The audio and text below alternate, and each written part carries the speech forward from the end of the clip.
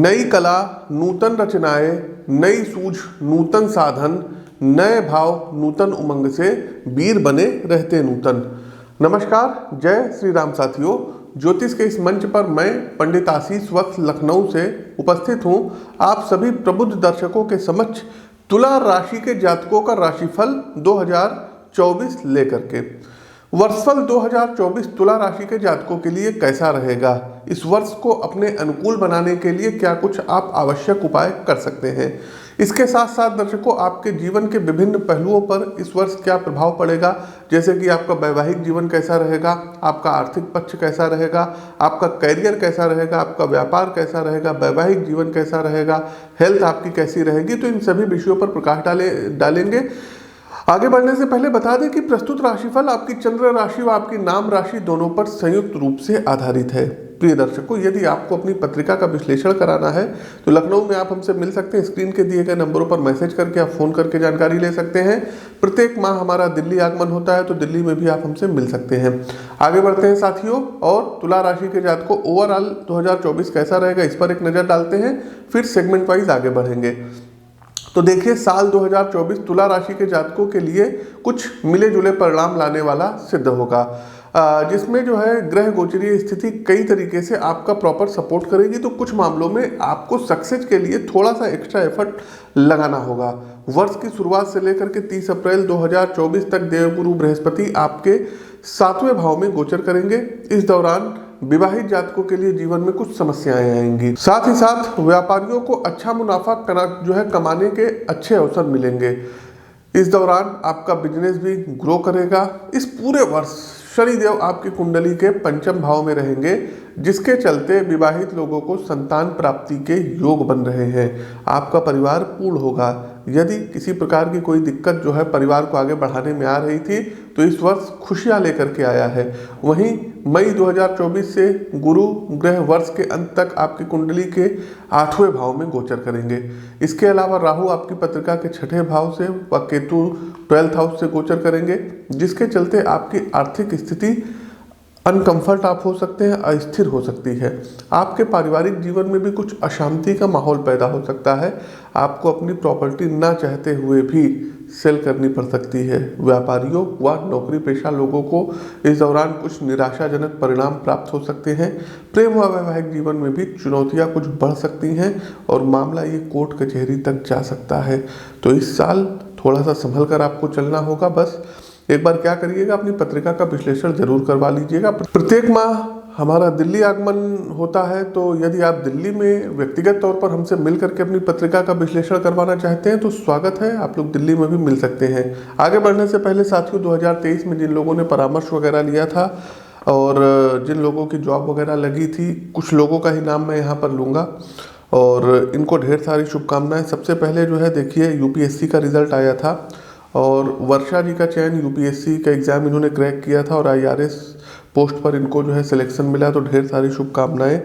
इसके अलावा जो है शिवम प्रजापति यूपीएससी का इन्होंने भी एग्ज़ाम दिया था और आईईएस इंडियन इंजीनियरिंग सर्विस में इनकी 36वीं रैंक ऑल ओवर इंडिया आई थी, तो आपको भी शिवम ढेर सारी शुभकामनाएं।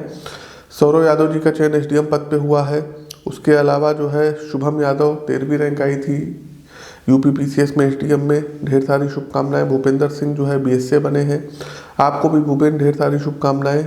और भूपेंद्र की पोस्टिंग इस समय यूपी के प्रतापगढ़ में है। सौरव यादव, अखिलेश तिवारी जी, अभिषेक सिंह जी, आप सबका चयन यूपीपीसीएस में हुआ। विजय तिवारी, नायब तहसीलदार अमिताभ तिवारी, नेहा तिवारी और उमेश पांडे का चयन यूपीपीसीएस में हुआ। अनुराग त्रिपाठी का चयन यूपीपीसीएस में हुआ है।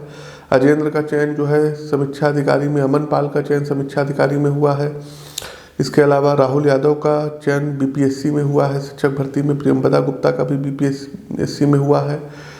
प्रिया सिंह का चयन हुआ है, बीपीएससी में हुआ है। और उसके बाद फिर प्रिया का चयन जो है यूपीपीसीएस में जो है लेक्चरर पद पर हुआ है। प्रियंबदा गुप्ता का हुआ है, आकांक्षा सोनी का हुआ है और विक्रम सिंह जी का चयन हुआ है, लॉ अफसर है। अर्जुन सिंह का चयन यूपीपीसीएल में हुआ है। अर्जुन जी ढेर सारी शुभकामनाएं, काफ़ी दिन से आप निराश थे। पूजा जी को जो है मतलब ट्रांसफ़र, मनचाहा ट्रांसफ़र मिला है और पुत्र रत्न की प्राप्ति हुई है, इन्होंने भी परामर्श लिया था।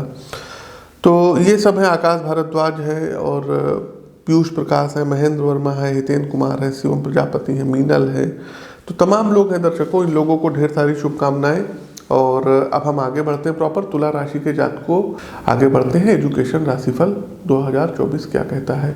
तो विद्यार्थियों के लिए यह वर्ष कठिन चुनौतियों से भरा रहने वाला है। आपकी एकाग्रता का ग्रह गोचर इम्तिहान लेंगे। शनि देव आपके पंचम भाव में स्थित हैं, यही आपके चौथे भाव के भी स्वामी हैं, इसलिए आपको अपने अध्ययन को विस्तार देने का मौका मिलेगा। नए क्षेत्रों में अपने बुद्धि विवेक के द्वारा आप सफलता प्राप्त करेंगे। शनिदेव की कृपा से आप अपनी एकाग्रता को बढ़ाकर अपनी पढ़ाई पर और ज़्यादा ध्यान दे पाएंगे।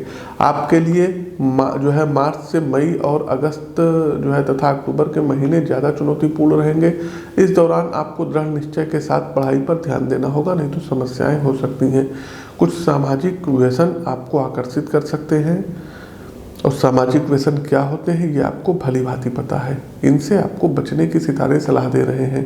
यदि आप प्रतियोगी परीक्षा की तैयारी में लगे हैं तो यह वर्ष आपको राहु महाराज की कृपा दिलाएगा और उससे आपको उत्तम सफलता मिलने के योग बन सकते हैं। पहले यदि आप किसी एग्जाम में बैठे थे तो इस वर्ष आपके पक्ष में परिणाम आएगा। उच्च शिक्षा ग्रहण कर रहे जातकों के लिए यह वर्ष मध्यम रहने वाला है। आपको अपनी योग्यता और बढ़ाने पर ध्यान देना होगा, जिससे कि आपको मनचाहे उत्तम परिणाम प्राप्त हो सके और आप मनपसंद विषयों को पढ़ने में कामयाब हो सके। विदेश जाकर पढ़ने का सपना भी अभी थोड़ा सा दूर है। आमतौर पर यह वर्ष आपको प्रतीक्षा करवाएगा। तैयारी में लगे जो छात्र वर्ग हैं उनके उद्देश्यों की पूर्ति जल्द होगी। अब आते हैं कार्यक्रम का अंतिम पड़ाव, आता है उपाय कि उपाय क्या करना होगा। तो सबसे पहले तुला राशि के जातकों आप मंत्र देख लीजिए। देवगुरु बृहस्पति का मंत्र है ओम ऐं क्लीं बृहस्पतये नमः। तुलसी की माला से प्रत्येक दिन 108 बार इस मंत्र का आपको जाप करना होगा। दूसरा साथियों, 7 गुरुवार आपको पीपल के वृक्ष पर पीला धागा 7 बार लपेटना है, ओम नमो भगवते वासुदेवाय बोलते हुए, और अपने मन में अपनी विशेष को आपको दोहराना है। ये आप शुक्ल पक्ष के प्रथम गुरुवार को करेंगे। तीसरा एक आप लोगों को जो है उपाय करना है, एक अपने जो है चूंकि आपकी तुला राशि है तो अपने राशि का रत्न पहन लीजिए। एक फायर ओपेल रत्न आता है, इसको चांदी में बनवा करके राइट हैंड की मध्यमा उंगली में मिडिल फिंगर में धारण कर लीजिएगा। कोई भी रत्न धारण करने से पहले एक बार अपनी पत्रिका का विश्लेषण जरूर करवाइएगा। साथ ही साथ दर्शकों आप लोग चाहें तो नीलम रत्न भी धारण कर सकते हैं। एक 14 मुखी रुद्राक्ष यदि आप लोग व्यापार करते हैं तो 14 मुखी और 1 मुखी रुद्राक्ष का संयोग जो है आप लोग जो है अपने गले में धारण कर सकते हैं। इसके अलावा वर्ष में 1 से 2 बार आप लोगों को रुद्राभिषेक कराना होगा, और हो सके तो इस वर्ष आप लोग जाइए और रामेश्वरम तीर्थ जा करके आप लोग दर्शन कर लीजिएगा। तो ये कुछ उपाय हैं जिनको आप कर सकते हैं। कुछ चीज़ें हैं, छोटे छोटे टिप्स हैं, जैसे सुबह जब आप उठते हैं तो दोनों हथेलियों के दर्शन कर लिया करिए। कराग्रे वस्ते लक्ष्मी, कर मध्य सरस्वती, कर मूले तु गोविंदा, प्रभाते कर दर्शनम। इससे लक्ष्मी संबंधी जो भी दिक्कत आ रही थी, अर्थ संबंधी जो भी दिक्कत आ रही थी, तो माँ लक्ष्मी की कृपा दृष्टि आप पर बनी रहेगी। दूसरा साथियों, आप लोगों को गुरुवार वाले दिन बेसन के लड्डू 200-250 ग्राम खरीद करके गाय को खिलाने होंगे। तो ये भी उपाय जो है अच्छा उपाय है, इसको भी आप कर सकते हैं। तो साथियों, अपनी वाणी को विराम देते हुए ज्योतिष के इस मंच से मैं पंडित आशीष वत्स आप सभी प्रबुद्ध साथियों से विदा लेता हूँ। नमस्कार, राम राम।